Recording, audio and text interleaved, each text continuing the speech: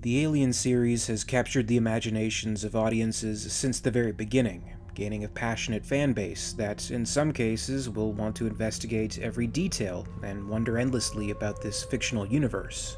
And if you think that has only been a recent development with the internet, then you'd be wrong, and if you think the kind of criticism received by Prometheus and Alien Covenant from fans is anything new, well, that also wouldn't be the case. Even James Cameron's Aliens, which today is held in high regard by fans, wasn't immune to criticism from fans of the first Alien back in 1986. A few months after its release, Starlog, a popular science fiction magazine, published letters from these fans who expressed their criticisms of the sequel. What makes this an interesting case is that James Cameron read this issue of Starlog and promptly essayed a response, directly addressing each criticism. This essay was published in a later issue of Starlog, and it contains many fascinating topics and explanations directly from James Cameron himself. So today I'd like to cover James Cameron's conversation with critics of Aliens from back in the year 1987. He begins. As the writer and director of Aliens, I naturally prefer the sort of cogent criticism contained in Lisa Snyder's letter, Starlog 116, stating, "Aliens is perfect." Obviously, he begins with a little joke because, yes, indeed, the first of the published letters stated exactly that, but as evidence in this essay, he's welcoming of criticism, he's willing to address it, and he doesn't really pull any punches. But he quickly gets to business. He continues. However, since there were 11 other letters in the same issue containing complaints of flaws in logic, accuracy, and aesthetic execution, I thought I would take this opportunity to reply en masse.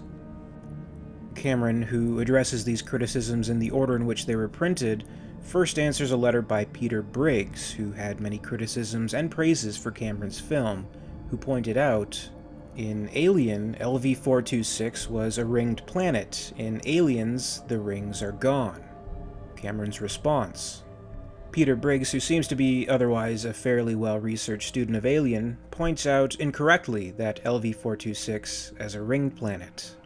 The unnamed planetoid harboring the alien derelict ship to which I gave the designation LV-426 was in fact a moon of a ringed gas giant, which was occasionally glimpsed in the sky in Alien. The gas giant does not appear in Aliens because the exterior scenes on LV-426 have an unbroken cloud cover or overcast, and the space scenes are handled in a cursory manner, advancing the story without dwelling on the wonders of interstellar travel, which so many other films have done so well as their primary raison d'etre. You might say we approached LV-426 from the other direction, and the ringed gas giant companion was out of frame. The fan had also inquired about the company's stake in finding the xenomorph specimen over the course of 57 years.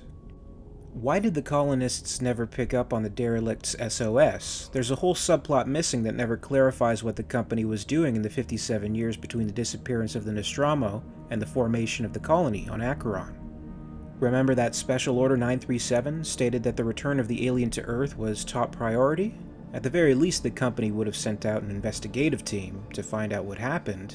The only explanation for the colony's presence on Acheron was that the company had been to the derelict, deactivated the SOS, then deliberately set the colony up to closely examine the effect of the Bioweapons Division's latest acquisition on a large scale. For all we know, the company may have already acquired many eggs from the derelict for their labs on Earth. Cameron responds. Briggs's next problem was, why do the colonists not pick up the derelict SOS, by which I assume he is referring to the acoustic beacon broadcasting a warning. As some readers may know, scenes were filmed but cut from the final release version of the film, which depicted the discovery of the derelict by a mom-and-pop geological survey, i.e. prospecting team.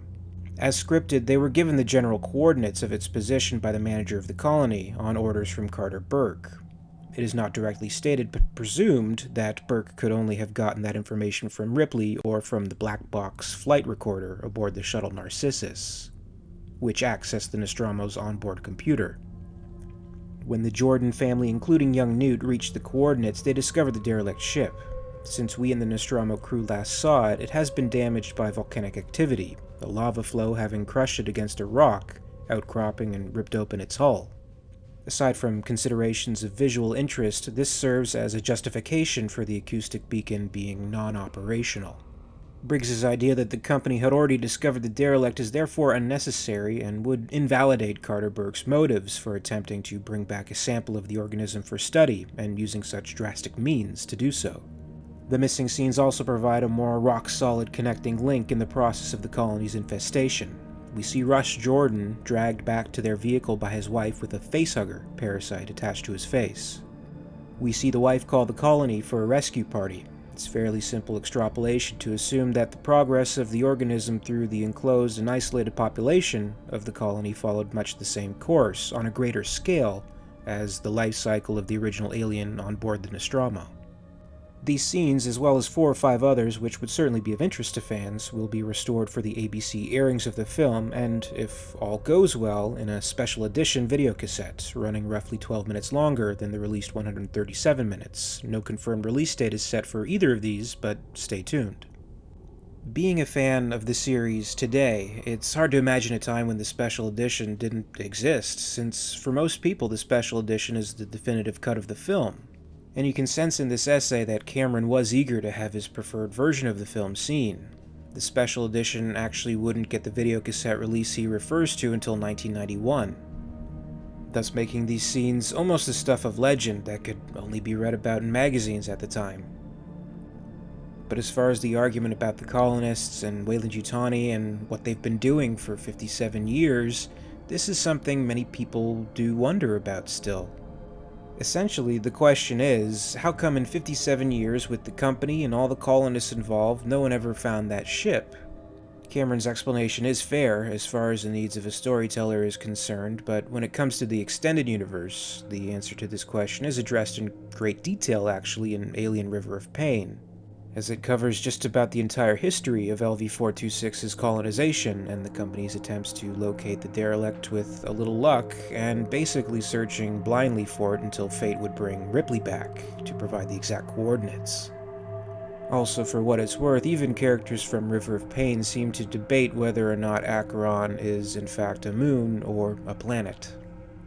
Cameron's essay continues with the topic of the alien queen. The same fan, Mr. Briggs, was critical of the Queen's introduction to the alien life cycle and the suggestions that may have come with it. He wrote, "The main plot flaw must surely be the Queen alien herself. She destroys the original intention of the missing scene in Alien, with Brett and Dallas being woven into cocoons which solidify and form the eggs, starting the cycle again. According to Aliens, the Nostromo's alien would be unable to reproduce, and once killed would be of no threat. Even taking Alan Dean Foster's novelization as gospel, the aliens feed nutrients into an egg, creating a queen. That would mean the aliens, and once one was loose you wouldn't sit around waiting for another facehugger to emerge, would have to have access to the eggs in the derelict. Confused? You should be." Cameron's response: Briggs's next beef is with the alien queen, and for several reasons. His contention is that she destroys the original intention of the missing scene in Alien. This is perfectly correct, but I find it somewhat irrelevant since as an audience member and as a filmmaker creating a sequel, I can really only be responsible for those elements which actually appeared in the first film and not to its intentions. Alien screenwriter Dan O'Bannon's proposed life cycle, as completed in the unseen scene, would have been too restricting for me as a storyteller, and I assume that few fans of Aliens would be willing to trade the final catfight between the moms for a point of technical accuracy that only a microscopic percentage of Alien fans might be aware of. In my version of the Alien life cycle, the infestation of the colony would proceed like this. 1. Russ Jordan is attacked. They radio for rescue. 2. Rescue party investigates ship. Several members facehugged. Brought back to base for treatment. 3. Several CHESTBURSTERS free themselves from hosts, escape into ducting, begin to grow. 4. Extrapolating from entomology, ants, termites, etc., an immature female, one of the first to emerge from the hosts, grows to become a new queen, while males become drones or warriors. Subsequent female larvae remain dormant or are killed by males, or biochemically sense that a queen exists and change into males to limit waste. The queen locates a nesting spot, the warmth of the atmosphere station heat exchanger level being perfect for egg incubation, and becomes sedentary. She is then tended to by the males as her abdomen swells into a distended egg sac. The drones and warriors also secrete a resinous building material to line the structure, creating niches in which they may lie dormant when food supplies and/or hosts for further reproduction become depleted, i.e. when all the colonists are used up. They are discovered in this condition by the troopers, but quickly emerge when new hosts present themselves. Thus, even with the queen's vast egg-laying capacity, the aliens are still a parasitic form, requiring a host from a different species to create the warrior or queen stages of the life cycle.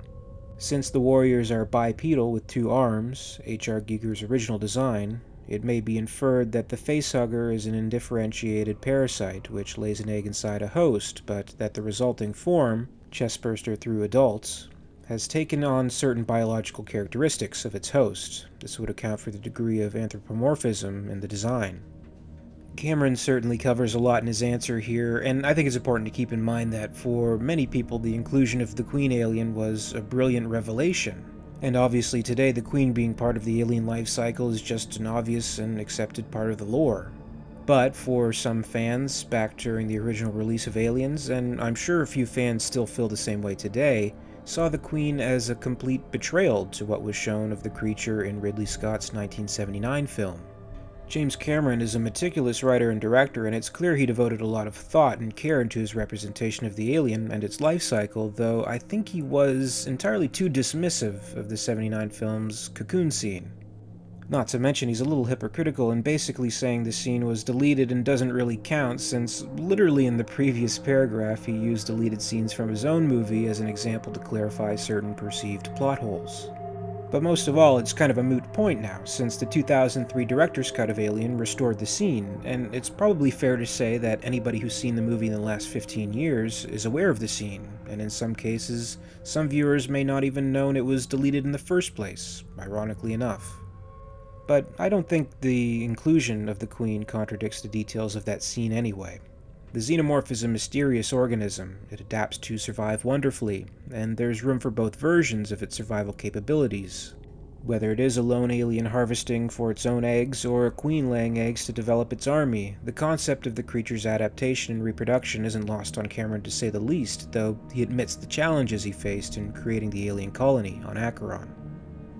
He writes, "One admittedly confusing aspect of the creature's behavior, which was unclear as well in Alien, is the fact that sometimes the warrior will capture prey for a host, and other times simply kill it. For example, Pharaoh the dropship pilot is killed outright, while Newt and previously most of the colony members were only captured and cocooned within the walls to aid the aliens' reproductive cycle. If we can assume the aliens have intelligence, at least in the central guiding authority of the Queen, then it is possible that these decisions may have a tactical basis. For example, Pharaoh was a greater threat, piloting the heavily armed dropship, than she was a desirable host for reproduction. Newt and most of the colonists were unarmed and relatively helpless, therefore easily captured for hosting." There were also criticisms of the aliens of Cameron's film not living up to the terror brought upon by the single alien in Scott's film. Kelly Goddell writes, "Although I enjoyed Aliens, there was one aspect of the film that disappointed me: the aliens themselves. They were lame, weak, and shameful follow-ups to their predecessor. But I have a solution that preserves the awesome terror Alien presented. When Kane entered the egg chamber of the mothership, one lone pod opened up and tempted him, while the surrounding eggs just stirred, even after he slipped and fell into the incubator. The creature that infected him, and was brought aboard the Nostromo, was a scout. This creature was strong enough biologically and physically to ascertain if a life form was suitable for infestation, then report back to the others. Some might say the aliens were being blown up left and right because of the advanced weapons the Marines had. Maybe so, but then these weapons must be more powerful than the Narcissus' engines, which the alien was bombarded with before floating off into space, mostly intact." Cameron's response: Kelly Goddell deplores the aliens as lame, weak, and shameful follow-ups to their predecessor. A careful analysis of both films would show that the adult warrior, my term for the single adult seen in Alien, has the same physical powers and capabilities in Aliens as it did previously. Since the Nostromo crew were unarmed, with the exception of the flamethrowers, which we never actually see used against the creature, the relative threat was much greater than it would be to an armed squad of state-of-the-art Marines. One crazed man with a kitchen knife can be the most terrifying thing you can imagine if you happen to be unarmed and locked in a house alone with him. If you're with 10 armed police officers, it's a different story. We set out to make a different type of film, not just retell the same story in a different way. The aliens are terrifying in their overwhelming force of numbers. The dramatic situations emerging from characters under stress can work just as well in an Alamo or Zulu Dawn as they can in a Friday the 13th with its antagonist. The next letter addressed is from a fan by the name of Jim Ficken, who doesn't express any criticisms of Aliens, in fact has some high praise for it, but offers his own idea for a sequel. He writes, "Aliens rivals the Star Wars and Star Trek films." I happen to agree with that. And I hope for a third installment to be made soon. I have the perfect storyline. Since the alien biomechanoids are technologically advanced enough to be a spacefaring race, the next logical step would be for an alien craft or alien invasion to come to Earth. Or if you want to go from the opposite end, an Earth exploration ship discovers the alien homeworld, and the forces of Earth gather their troops for a mission to destroy the alien's home planet. This fan's comments are actually eerily prophetic, as no more than a year later, the Aliens comic series would be released and it would hit upon just about those exact beats.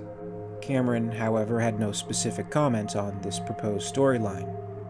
Jim Ficken discusses plotlines for Alien 3, but I can't comment since Gail Hurd, the producer of Aliens, and myself have decided to move on to other things and leave a third film to others. And then Hicks and Newt died.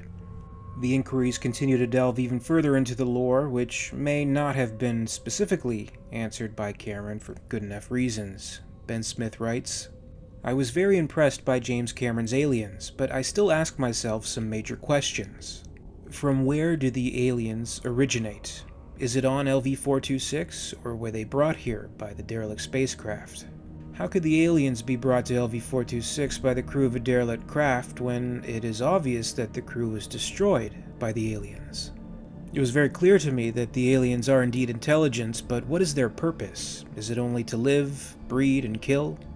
Can James Cameron answer these questions for me, or will I simply be haunted by them for the rest of my life? I think that a prequel to Alien with the answers to these very important questions would be great. Would someone have the courage to attempt a movie that would be totally alien, since, of course, there would be no humans at all in it?" No comment. Ben Smith asks where the aliens originated. In dialogue, I have Ripley specifically telling a member of the Inquiry Board, "I already told you, it was not indigenous. It was a derelict spacecraft, an alien ship. It was not from there." That seems clear enough. Don't ask me where it was from. There are some things man was not meant to know.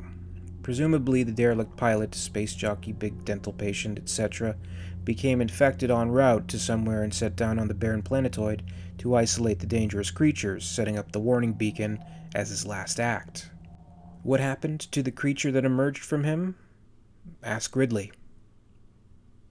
No comment. As to the purpose of the alien, I think that's clear.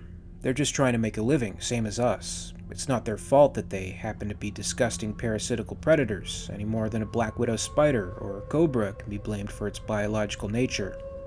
The design of the xenomorph itself was, of course, much different than the design seen in Alien, and this led to speculation as to the significance of such a change. A fan named David Larson wrote with an interesting theory, though Cameron doesn't quite confirm or deny it. I did happen to notice a few changes in the Alien, very good changes though.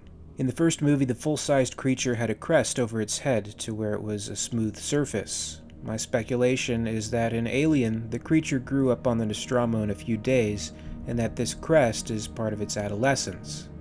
In Aliens, that crest is gone, indicating that the creature loses it when it gets to a certain age as a sign of alien maturity. Second, the molecular acid the creature has for blood has lost some of its potency. In Alien, Ridley Scott emphasized the strength of its blood by having it eat through 3 decks of the ship. In this movie, when a creature is wounded or killed, it splashes this blood all over. The Marines get covered with it, but it only burns the flesh and scars really bad. This means when the creature is in its younger facehugger form, it has that stronger acid blood, more as a protection against any other thing trying to harm it, since it is too small at that time to really defend itself. Cameron's response. David R. Larson makes some interesting comments, and yes, the design of the warrior adult was altered slightly. His rationale for this is as good as mine, that the individual in Alien never reached maturity. And there were more questions about the derelict. Daniel Line writes, "Where are the crew of the derelict? Only one was shown in Alien. Where did the ship come from? Wouldn't their homeworld ever come to find out what happened? Also, only the aliens in the atmosphere processing station were destroyed, not the derelict." Again, this is something that is explored in the comics produced between the release of Aliens and the release of Alien 3, but unfortunately not a topic explored in any of the movies. And how could the man who went onto the derelict not know something was wrong when he saw the dead gunner? The wrench Dallas left over the hole when he took Kane back to the Nostromo should have told him someone had been there before. James Cameron addresses these criticisms as the essay continues. Daniel Line asks more questions about the derelict which, as a writer, I could provide plausible answers for, but they're no more valid than anyone else's. Clearly, the dental patient was a sole crew member on a one-man ship. Perhaps his homeworld did know of his demise, but felt it was pointless to rescue a doomed person. Perhaps he was a volunteer or a draftee on the hazardous mission of bioisolating these organisms. Perhaps he was a military pilot, delivering the alien eggs as a bioweapon in some ancient interstellar war humans know nothing of, and got infected inadvertently. How could the man who went onto the derelict not know something was wrong when he saw the dead gunner?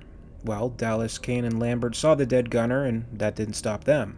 Human curiosity is a powerful force. As for the equipment left behind by the Nostromo crew being a deterrent, this requires that Jordan and the other colonists enter the derelict through the Freudian main door.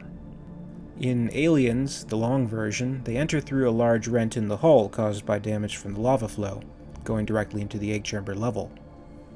The final grievance to which Cameron gave a response was by Abbas Resvi, who wrote, "One thing that bothered me in Aliens was the ease of Ripley's adjustment after her hibernation. In 57 years, things change. The machines and technology have developed, and it seems like this evolution doesn't bother Ripley at all." Cameron's response. Abbas Resvi takes exception to Ripley's ease of adjustment to 57 years of technological change. First of all, ask yourself if an intelligent and willful person from 1930 could or could not adapt to the technology of 1987, given a few months of training. They had automobiles, including traffic jams, machine guns, and airplanes then, only the specifics are different now. Conversely, however, who could have dreamed of the impact of computers and video on our current environment? A second point is that there have been 57-year periods in history where little or no social or technological change took place due to religious repression, war, plague, or other factors. Perhaps technology had topped out or plateaued before the Nostromo's flight, and the changes upon Ripley's return were not great. You decide. It doesn't bother Ripley, and it doesn't bother me. Cameron thanks Starlog's readers and hopes that his answers were satisfactory. He closes the essay with one final note, perhaps in an effort to protect his characters for future sequels. By the way, it's not in the goddamn cat, and it's not in Newt either. I would never be that cruel. Thank you all very much for watching. I hope you enjoyed this trip back into 1987 and the year of magazines, and found the topics interesting. If you enjoyed this video, please make sure to give it a like, and you can subscribe to Alien Theory for all the latest videos from the channel. And if there's a topic you'd like to see covered, please let me know below. A very, very special thanks goes out to Weyland-Yutani executive, EmYarUk, part of the Patreon Hive. I'd also like to thank our Hive's queen, Lady Anne. If you'd like to join the Hive and support the channel, check out my Patreon page for exclusive posts and contests. In the meantime, you can catch up with Alien Theory over social media. Follow @alien_theory on Twitter and @alientheoryYT on Facebook and Instagram for more. And until next time, this is Alien Theory, signing off.